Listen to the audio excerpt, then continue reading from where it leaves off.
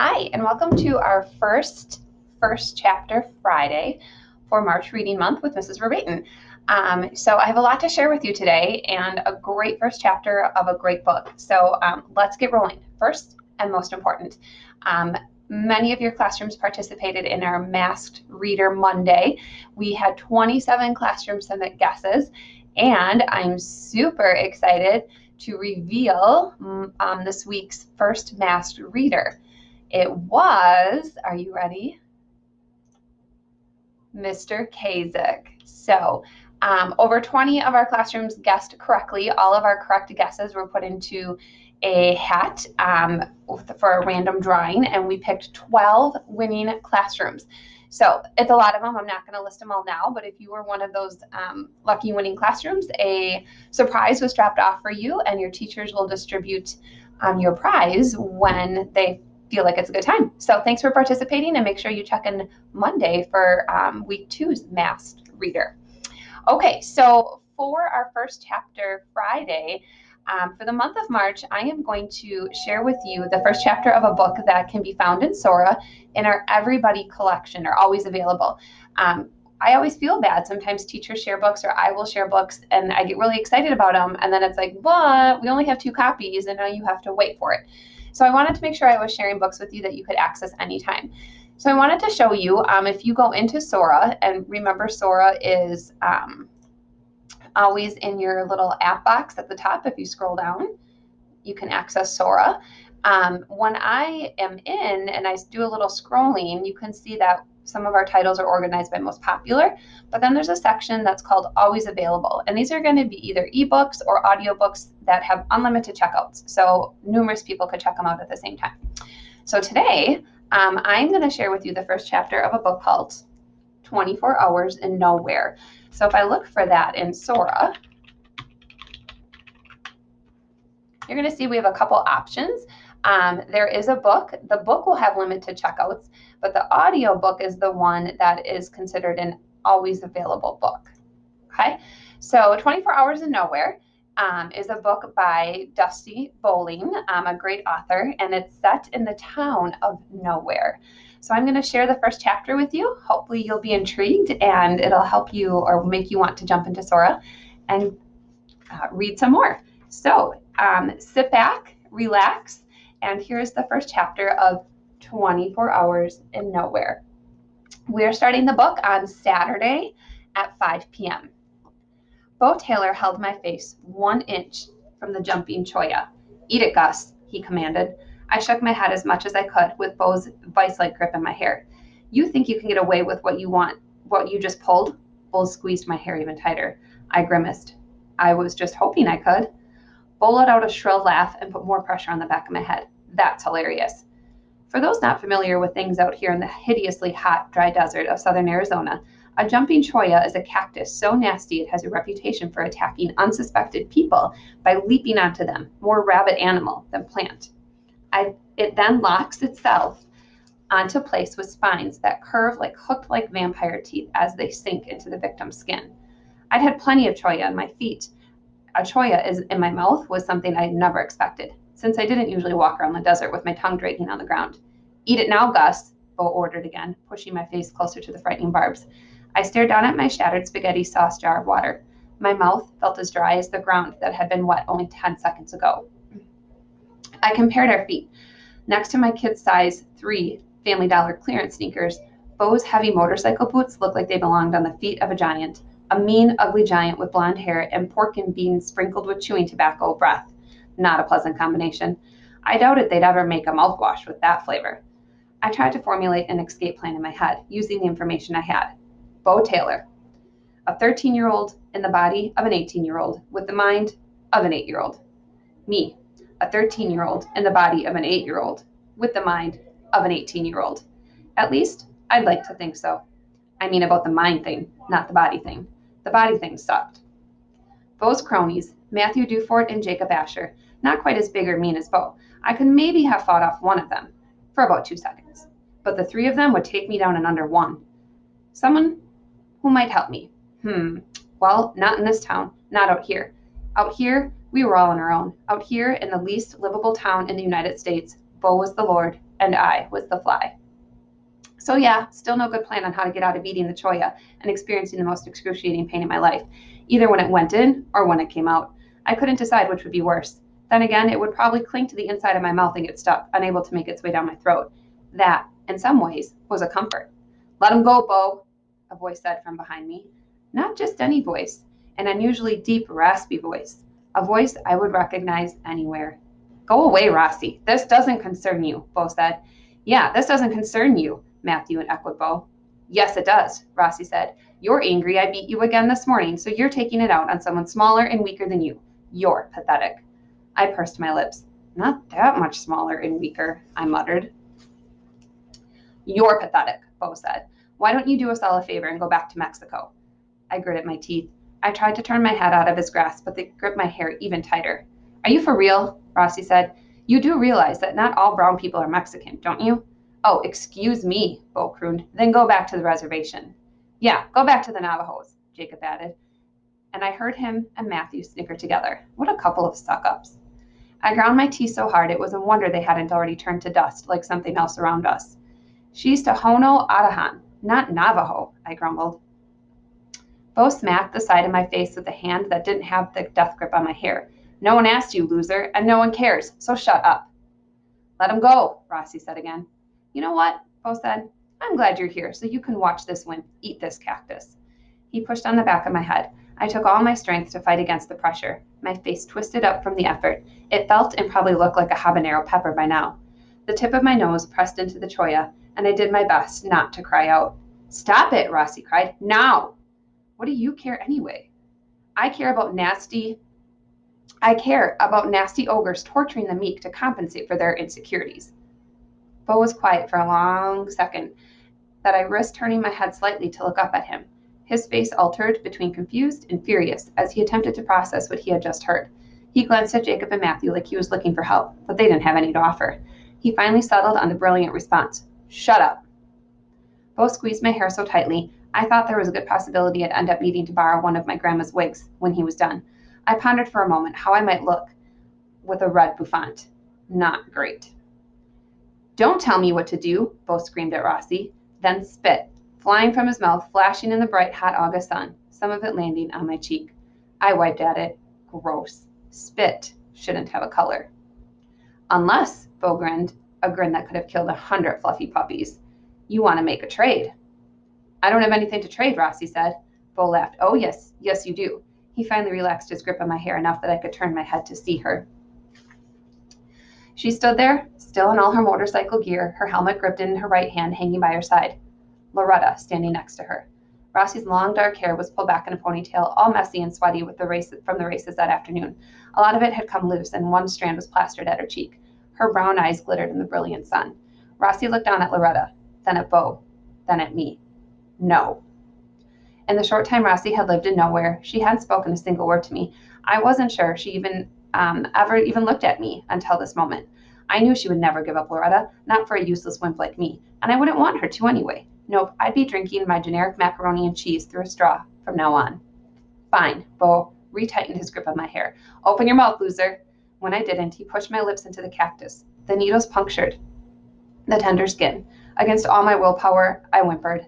Man, I whimpered in front of Rossi. I officially hated Bo with the strength of all the muscles I wished I had. I'll trade my gear, Rossi's voice shook. Won't fit, Bo pushed harder on my head. You can sell it. How many girls race around here? I mean, besides you, you freak. Yeah, you freak, Jacob said. I rolled my eyes. Did either of those guys have an original thought in their head? I have some money, Rossi said. I have $18 at home. Come on, Bo said. His life is worth more than that. Don't do it, Rossi. I managed to mumble through pierced, already swelling lips. It won't kill me. I'll guess we'll find that out, Bo pushed deeper into the cactus. I couldn't find the strength to hold it any longer. I screamed. Ignominy.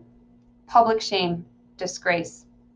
I knew a lot of vocabulary words. Vocabulary words were just one of the most important things in the world to me, and not because I found learning them to be a thrilling adventure. Vocabulary words were going to save my life. That was, if my life didn't end right here and now. Fine, Rossi shouted. Stop it.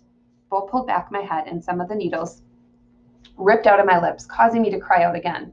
One small cholla ball stayed stuck in my cheek. I had no clue how to remove it without gloves or pliers, so I stood there with it glued to my face like an idiot. Give her to me, Bo practically salivated. Don't, I said, but Bo pushed me away with one hand and I flew onto the dirt on my butt. Jacob and Matthew laughed. Rossi walked Loretta to Bo and shoved her into his hands. I worried she might cry. She didn't. Instead, she told Bo, "You're going to embarrass yourself at that camp." Bo clucked his tongue. "At least I'll be going to the camp." He ran his hands over Loretta in a way that made me shudder. "You'll never beat me again, Rossi." "And I think I'll rename her." Bo pulled out his pocket knife and started scraping at the letters Rossi had engraved into the handlebars. Loretta's a stupid name for a motorcycle. When Bo was done erasing the name from the dirt bike, he scratched his chin and pretended to think. For a new name, how about... Rossi watched Bo, her glare slowly turning into a look of confusion as he carved the letters "Trash Sheep" into the front fender.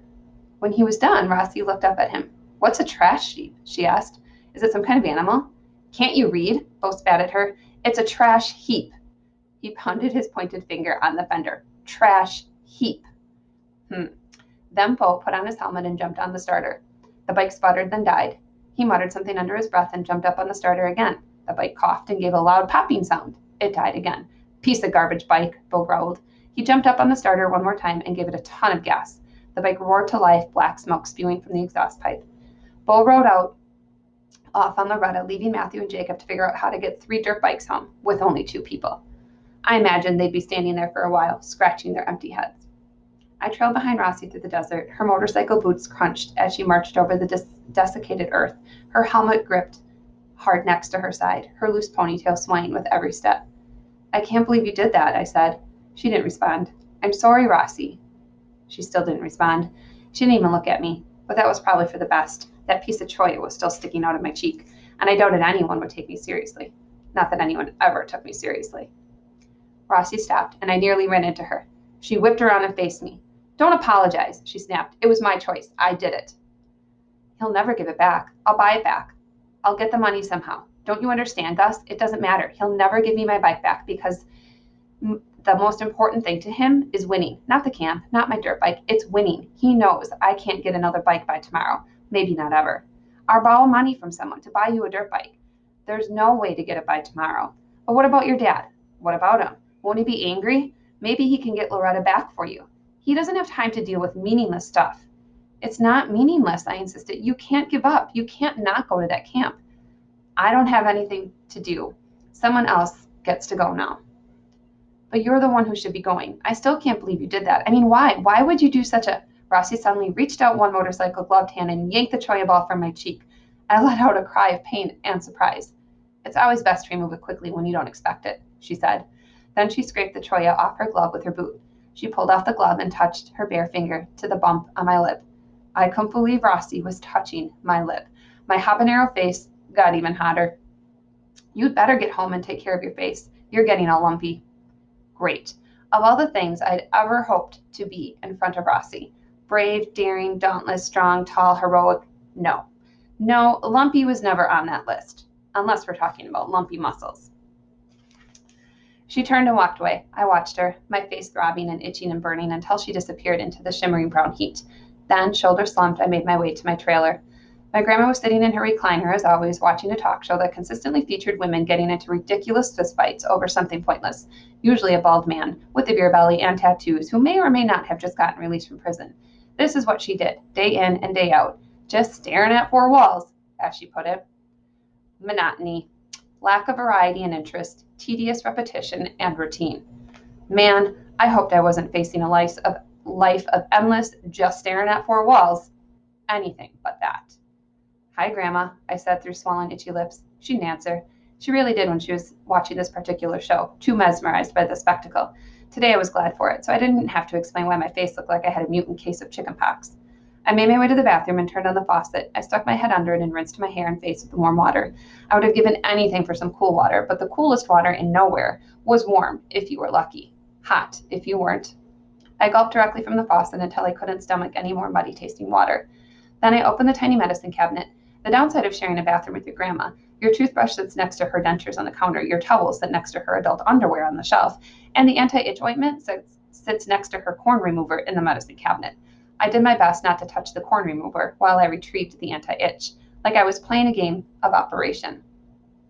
I slammed the medicine cabinet shut and stared at my puffy face in the mirror. I plucked the remaining needles from my cheeks and mouth, each of them holding on to my skin like it was trying to eat it. I blotted away the blood with a piece of toilet paper and examined the damage. At least the red spots didn't stand out too much against my perpetually sunburned skin. I ran a hand through my soaked black hair, which I had cut myself with the dull scissors, leaving it choppy and uneven.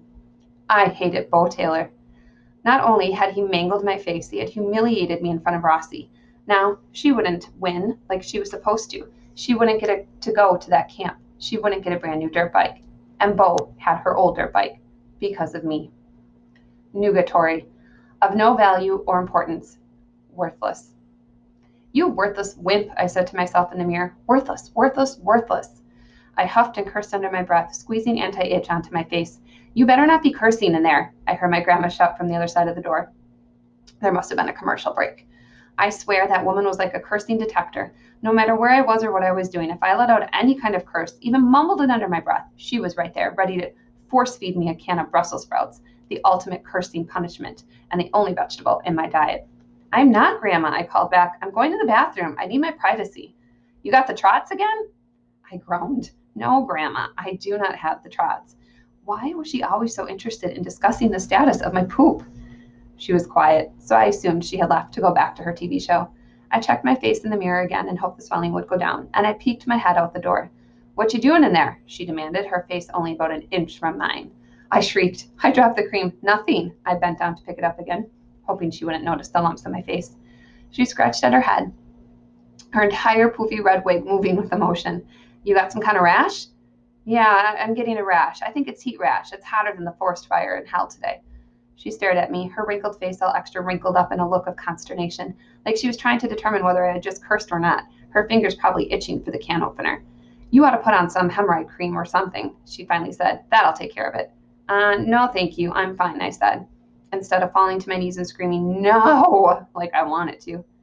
You better go to bed, so then you'll be rested up and feeling better for your first day of school on Monday. She tapped her leathery cheek.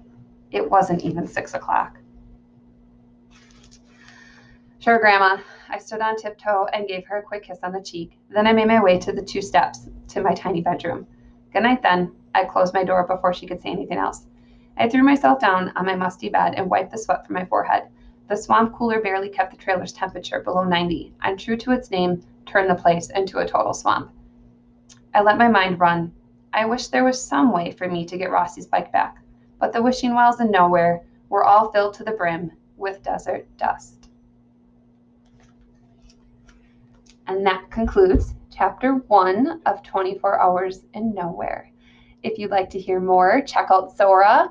Make sure in the search box you type in 24 Hours in Nowhere and go ahead and find the audiobook and listen away. Stay tuned next week. We will do our second first chapter Friday. Have a great day.